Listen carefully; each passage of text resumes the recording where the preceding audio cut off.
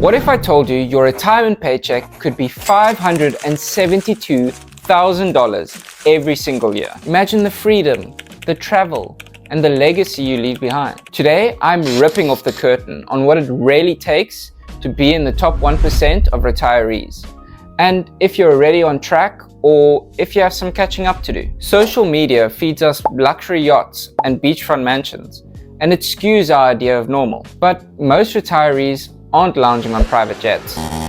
They're living off nest eggs and pensions that look very different from Instagram stories.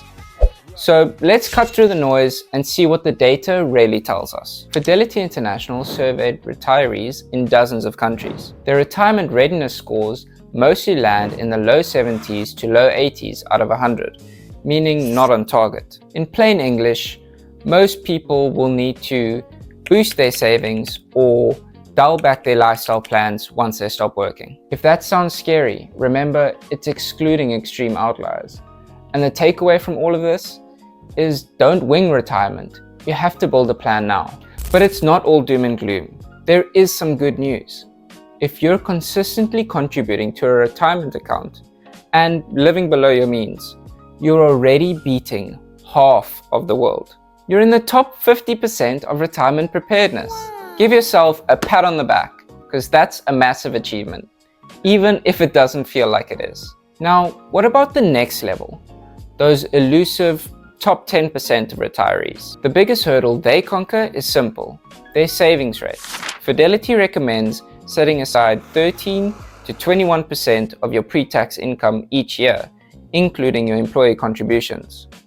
Yet, many folks fall short, sometimes even by half. If you are not hitting double-digit savings yet, this is your wake-up call. Beyond your savings rate, two levers can skyrocket your retirement readiness. Optimal asset mix. Align equities, bonds, and alternative assets to your age and risk tolerance. A well-balanced portfolio fuels growth without unnecessary volatility. Delay retirement. Each year of work adds more contributions, boosts government pension benefits, and shortens the payout period. That combination slashes your risk of running out of money. You might think the secret to a fat nest egg is picking hot stocks. Actually, the biggest drag on returns is fees. A portfolio netting you 12% instead of 8% doesn't just earn 4% more. It can end up 2 to 3 times larger over decades, thanks to compounding. Those extra basis points add up to real dollars in your pocket. But the most powerful single factor? Putting actual dollars into a retirement account from day one. Someone saving 15% of their salary for 30 years will be at least 15 times wealthier than someone saving only 1%. And that's not even taking returns into account. No fancy maths or fancy stocks, just compounding on real contributions. Now, let's talk figures for a 65-year-old retiree.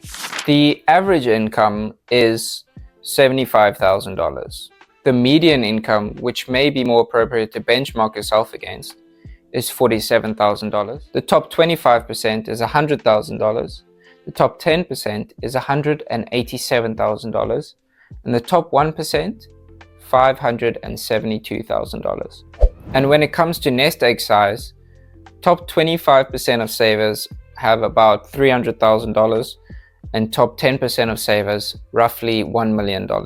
Whether you're closer to the middle or already above the 75th percentile, let these numbers be your target. So what's your next milestone? Boost your savings rate, cut fees, fine-tune your asset mix, or push your retirement date. Need a roadmap? Check out Shan's deep dive on how to financially retire, linked right here. Thanks for watching The Money Minded Co. If this gave you clarity, smash that like button, hit subscribe, and drop a comment. Which retirement percentile are you aiming for? We'll celebrate your wins and keep you accountable. Until next time, stay money minded.